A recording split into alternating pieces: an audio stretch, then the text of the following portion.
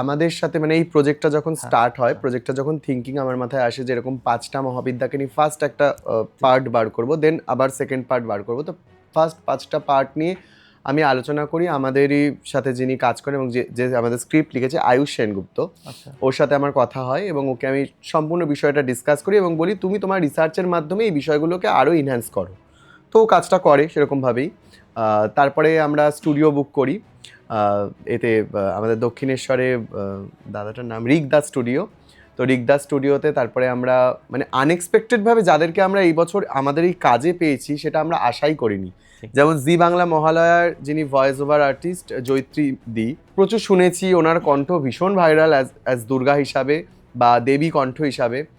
যে আমি প্রথমবার তাকে ডেকে যে একদম সঙ্গে সঙ্গে তার রিপ্লাই পাবো বা সে আমার সাথে কাজ করবে এবং এত ভালোবাসা পেয়েছি। শুধুমাত্র দূর থেকে তো একটা মানুষকে জাজ করা যায় না, অনেকেই অনেক কথা বলে, বাট সামনে এসে যে মানুষটা এত সুন্দর স্বচ্ছ এবং এত ভালো, মানে সেটা কাজ করে বুঝতে পেরেছি। তো ওনাকে আমি পেয়েছি এক ডাকে।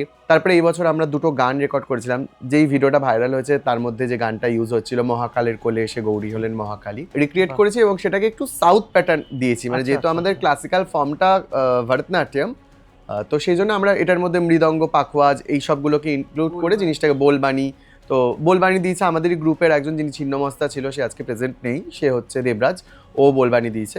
আর বাকি গান গেয়েছে শ্রেষ্ঠাংশু, খুব ভালো একজন শিল্পী, শুধুমাত্র সুন্দর গায়ক বলবো না, তার সাথে একজন সুন্দর স্বচ্ছ মানুষ যে আমাদের পাশে এসে দাঁড়িয়েছে। তাছাড়াও আমাদের ওই অডিও মনিটরিং মাস্টারিং করেছে পঞ্চম আর সৌম্যজ্যোতি, যাদের স্টুডিওর নাম হচ্ছে ধৈবত। তো এদের সকলকে আমি পেয়েছি। তাছাড়াও ফটো, মানে যেই ফটোগুলো আর কি পাবলিকলি আসছে বা ভিডিওজ আসছে, এরা তো রয়েছেই। এদের সকলের নাম এখন আমার মাথায় চট করে আসবে না, কিন্তু বেশ কয়েকজন আছে, যেমন ঋত্বিক চক্রবর্তী, অনির্বাণ সরকার, আরও আমাদের বন্ধুরা যেমন সৌম্য, রানা, এরা যারা আসে প্রত্যেকটা প্রোগ্রামে, এরাই বেসিক্যালি ভিডিওগুলো তোলে। তো এদের যে পরিশ্রম, মানে আমাদের তো পরিশ্রম আমাদের স্টেজে পারফর্ম করাটা, বাট সম্পূর্ণ লোকের কাছে তুলে ধরাটা বা আমাদের স্টেজ প্রেজেন্টেশনের আগে যেই ফুল ব্যাকআপটা, গান দেওয়া বা অডিও দেওয়া, এই মিক্সিং করা, এগুলো সম্পূর্ণটা কিন্তু এদের জন্যই আমাদের এই এতটা দূর আমরা আসতে পেরেছি বা প্রজেক্টটা এতটা ইনহ্যান্স হয়েছে।